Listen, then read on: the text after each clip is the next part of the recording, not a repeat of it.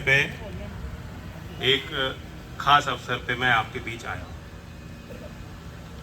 और बहुत अच्छा लगा। आप भी मुस्कुरा रहे हो, आपकी मुस्कुराहट देख के मुझे भी बहुत प्रसन्नता हुई, दिल में हुई।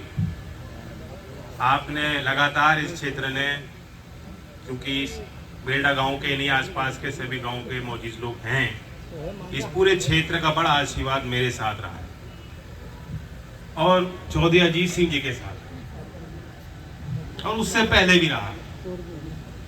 यहाँ के जो बुजुर्ग बैठे हैं, अगर आके मेरे पास मुझे आके कह दें कि बेटा हम तो तीसरी पीढ़ी के हैं, तो कोई अतिशोक्ति नहीं, पूरा अधिकार आपका मुझ पे।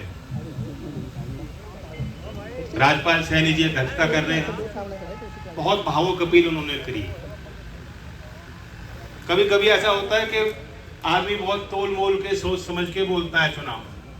इन्होंने जो दिल में इनकी बात थी वो खुल के बात उन्होंने मन से कह दी, और जो उनकी बात है जो उन्होंने कही वो मेरी दिल की बात।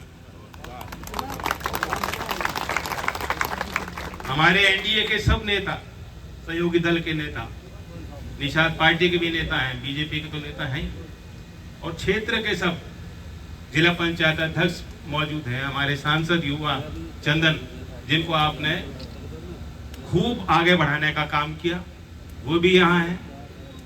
और ठीक है चंदन, तुम्हारे कारण ही हो रहा चुनाव, ज्यादा मेहनत तुम्हें करनी पड़ेगी। और आगे भी ये आप ही का क्षेत्र है, आपकी जवाबदेही है। यहाँ की रोजमर्रा की समस्याएं, हर छोटी और बड़ी चीज आपको नजर भी रखनी पड़ेगी और आपके कदम भी वहां पहुंचने होंगे। ये जनता की अपेक्षा आपसे है। और मिथिलेश पाल जी का तो गला अभी से ही फट गया। अब तो चुनाव भी आगे हो लिया, अब तो 20 तारीख होली, 20 तक चल जाएगा गला। शाम को दवाई दे, गर्म पानी के साथ गरारे करो। 2.5 साल की बात कही इन्होंने, बहुत समझदारी होशियारी से 2.5 साल की बात की। लेकिन ये ख्याल रखना मिथिलेश जी, 2.5 साल का तो ये मान जाएंगे आपकी बात, और 2.5 साल का मौका भी दे देंगे। दोगे कि नहीं दोगे? लेकिन काम पूरा 5 साल का कराएंगे। पुराना मीटर सब भूल जाओ, नया मीटर चालू करना है तो उसी हिसाब से काम करना पड़ेगा। मैं कोई लंबी चौड़ी बात नहीं करने आया, नीति की बात चुनाव की घड़ी में कर भी नहीं सकते। आचार संहिता लागू, मैं सरकार में शामिल हूं, हमारे प्रतिनिधि यहाँ अनिल जी कैबिनेट में यूपी में शामिल, मुझे आप अच्छी तरह जानते हैं। जो राजपाल जी ने बात कही, मैं आपके अंदर जो कोई आता है हमारे क्षेत्र से, ना मुझे उसकी जात देखनी, ना उससे कोई परिचय लेना। आपकी इंसानियत को बढ़ाने के लिए, उसे बना के रखने के लिए, क्षेत्र के विकास के लिए हम लोग हमेशा तत्पर रहेंगे। और इस क्षेत्र की सबसे बड़ी जो डिमांड थी, क्योंकि किसानों की जमीन है ये, और किसानों की मेहनत देश को आगे बढ़ा भी रही है, सबसे बड़ी डिमांड थी कि यहाँ मिल का विस्तार।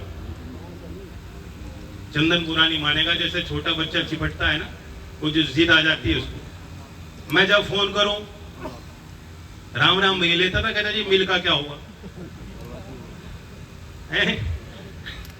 मौका ढूंढते बस वो एक ही जो है जुबान पे थी बात। और तब आप विधायक थे, और इसे त्योहार पे हम लोग आए थे, धनतेरस पे। धनतेरस पे लोग शॉपिंग करने जाते हैं कि हमारे यहाँ कुछ आ जाए लक्ष्मी।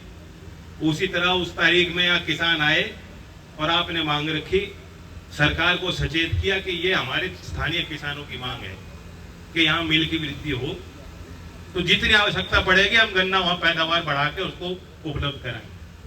2 साल पहले की बात है धनतेरस, और तब ये विधायक थे। मुझे तो लगता है जैसे मुझसे चिपटते थे वैसे ही वहां मुख्यमंत्री के यहाँ चिपटते हो। तो ये तो करना ही था।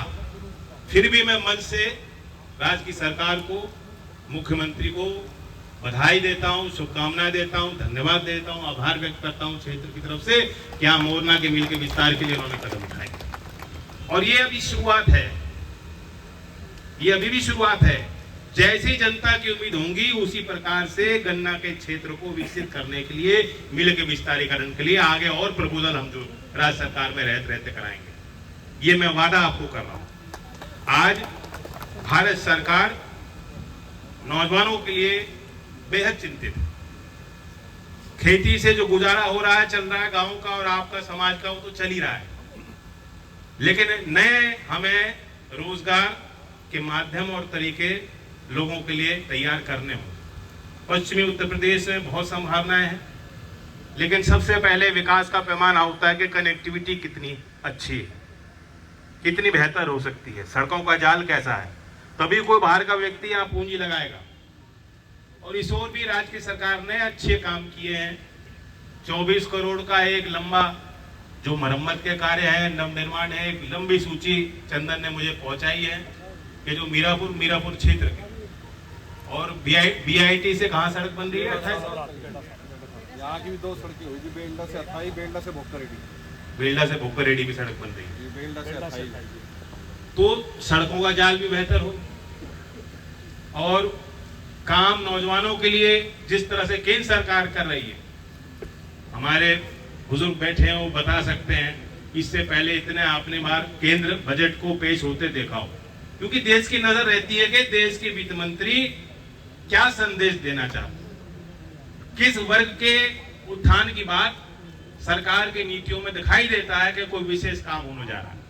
चौधरी चरण सिंह कभी उस पद पर बैठे थे, उन्होंने गांवों के विद्युतीकरण के लिए प्रस्ताव दिया, किसान को सीधा लाभ देने के लिए उन्होंने बात कही, और उसके बाद शायद गांव के नौजवानों के लिए इस बार बात जो कही गई, देश के बजट में इससे पहले कभी आईटीआई का जिक्र नहीं होता। मैं 5 साल लोकसभा में सांसद रहा मथुरा क्षेत्र से, अब मैं खुल के कह सकता हूं, मैं भी कभी आईटीआई देखने नहीं गया, ना किसी सरकारी मीटिंग में।